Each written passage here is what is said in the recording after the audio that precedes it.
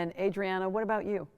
I'm a hospice care companion, and that means that I actually give care to people who are going through death and dying, but I'm actually paired with the primary caregiver this time. And I'm there to help her recharge and focus on herself so that she then can be ready to give care to the person who's dying. And I actually thought it would be difficult because of COVID. We had to only have our sessions on the telephone. Mm-hmm.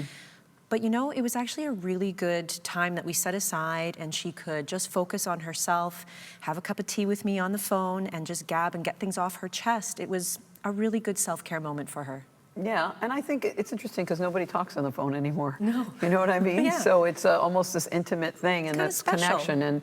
And I think, you know, to your point, we have to take care of the people who take care of people as well, and never forget that. If you could each share the one thing about Hospice Toronto that is, you know, super special to you. Adrianna, I'll start with you.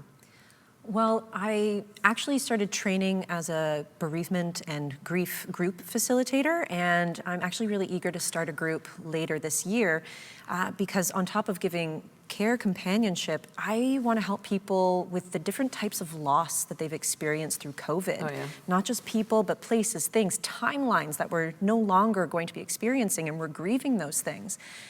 So to be able to facilitate a group where people can come together and share about those losses and maybe get a few tools in the toolbox, so to speak, to learn to deal with that would be really great. Yeah, I feel like you're ahead of the curve on that because it is a whole thing that we're going to have to deal with, right? Yeah. That there isn't there aren't services in place for that. What about